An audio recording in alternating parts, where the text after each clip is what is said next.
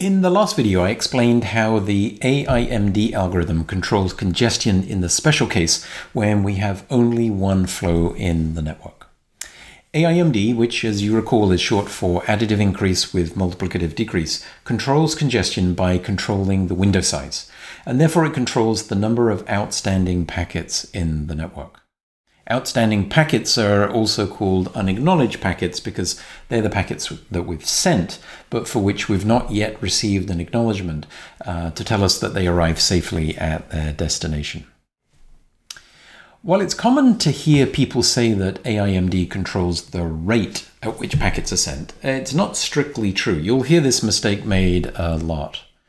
All AIMD does is to control the number of outstanding packets in the network, and that's really important to remember.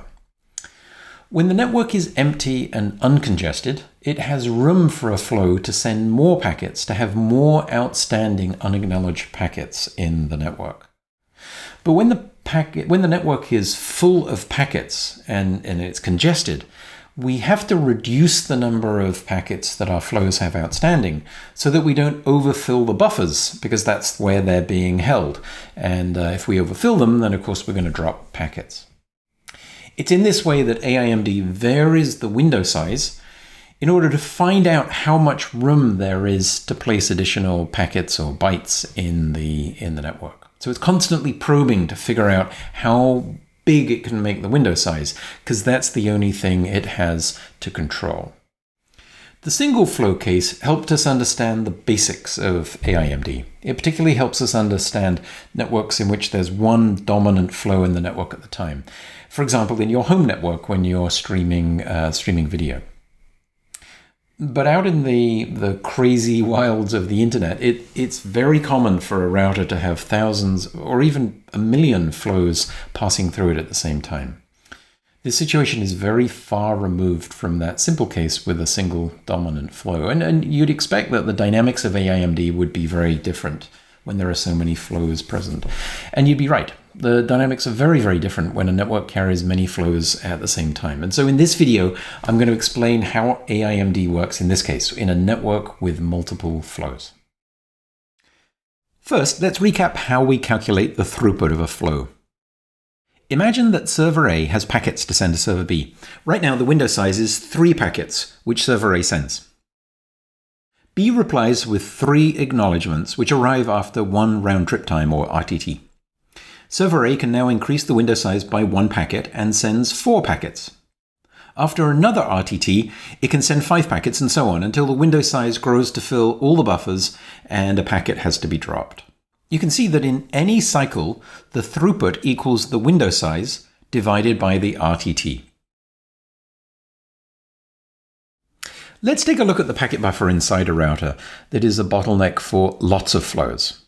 At any one time, the router buffer has lots of packets in it from lots and lots of different flows. It's not uncommon for a router buffer to be able to hold hundreds of thousands of packets, and they will come from many, many different flows. It's just a logjam through this buffer. In the picture, I've used different colors to represent packets from different flows.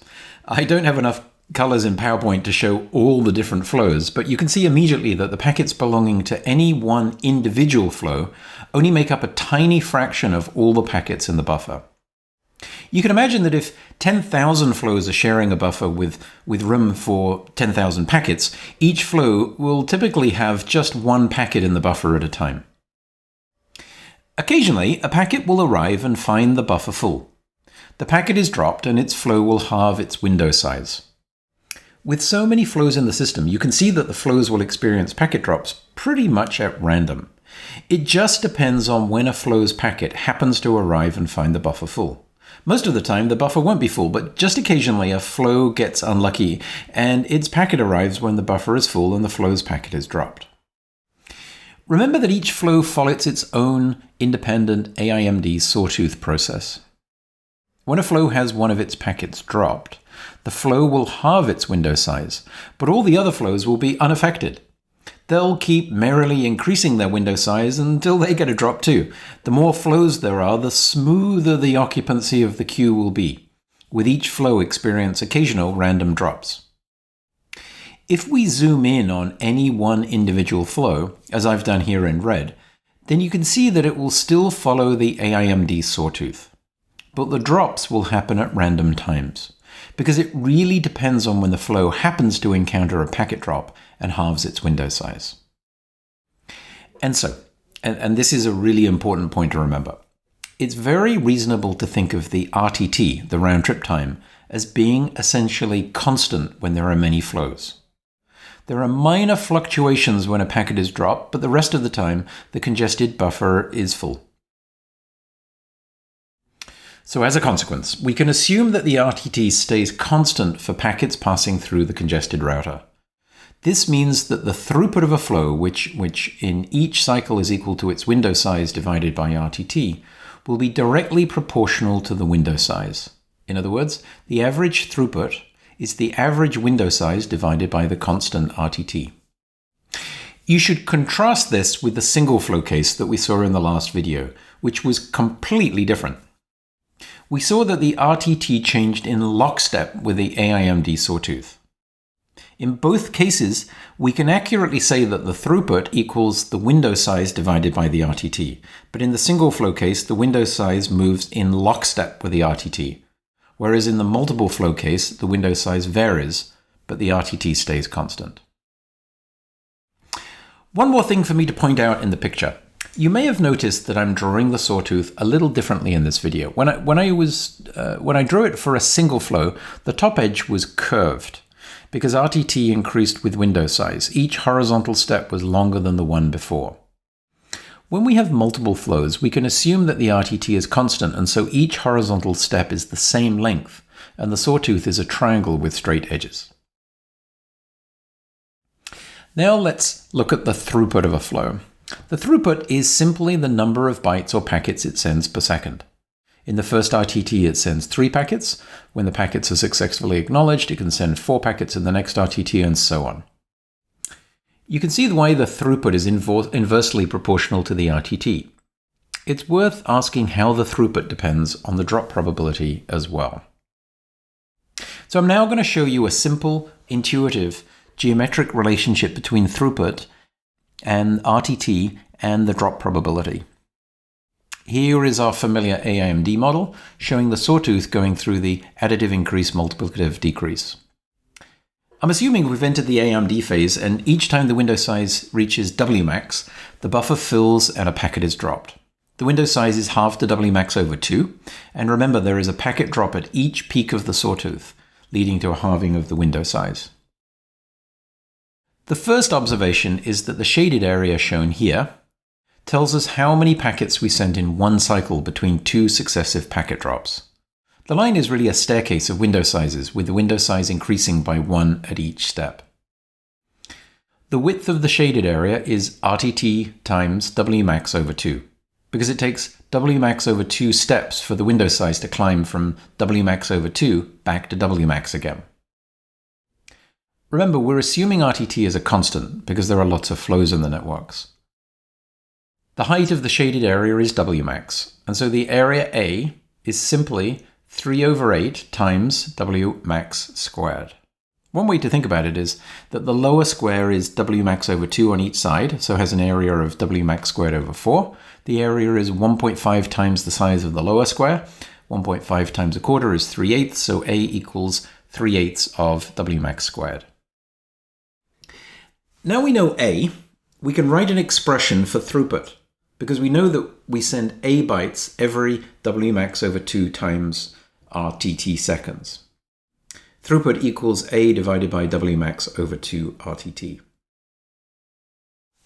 The second observation that we can make is that we know the relationship between area A and the packet drop probability. This is because exactly 1 packet is dropped every time we send A packets. In other words, P equals 1 over A. We're now ready to derive the throughput as a function of RTT and P. In practice, we don't know what Wmax is, but because we know A is a function of P, we can substitute P into the equation, and we end up with a rate equation that looks like this. Throughput equals the square root of 3 over 2 divided by RTT times the square root of P. To look at it for a moment, it's more than just an equation. It tells us something about the property of AIMD when we have a large number of flows. It tells us first that the rate that a flow experiences is proportional to 1 over its RTT. In other words, the bigger the RTT, the lower the rate. It means that when we're communicating with a server that's further away, we can expect a lower rate. This is not the property that we want from a congestion control algorithm. We don't necessarily want to penalize flows that are further away, and so this is generally considered a weakness of AIMD. The second thing to notice about the throughput equation is that throughput is quite sensitive to the drop probability too, 1 over square root of p. It also might seem a little paradoxical. If the drop probability goes to 0, does that mean the rate goes to infinity? But if you think about it, this is exactly what AIMD does. If there are no drops, the window size will just keep growing and growing forever, and the window size will tend to infinity. In other words, there'll be no brakes on the sender, and it will send as fast as it possibly can all the time. This confirms what we already know, which is the packet drops are an essential part of how AIMD congestion control works. The packet drops indicate to the sender that the window sizes open up too far and we have too many outstanding packets in the networks. We need to ratchet it down. And that is what congestion control is all about. So in summary, what have we learned about AIMD so far? We've learned that the throughput of an AIMD flow is sensitive to the drop probability and very sensitive to the RTT. We've learned that when the network is carrying many flows, each flow follows the AIMD rules just like the single flow. The window will contract and expand according to the AIMD equations, while the sender probes how many bytes it can safely place into the pipe between the sender and the receiver. We've also learned that if the bottleneck contains packets belonging to many different flows, then the buffer is going to remain highly occupied all the time. This means the RTT seen by packets is about the same, and we can safely assume RTT is constant in this case. Now you've learned about AIMD, you're going to see in the next few videos that it is one of the main mechanisms underlying TCP's congestion control algorithms. There are quite a few other mechanisms that we're going to be learning about too over the next few videos. AIMD is one of them. You're going to be learning that there are lots of other tricks in the TCP toolbox that have been introduced over the years to turn it into an extremely effective congestion control mechanism.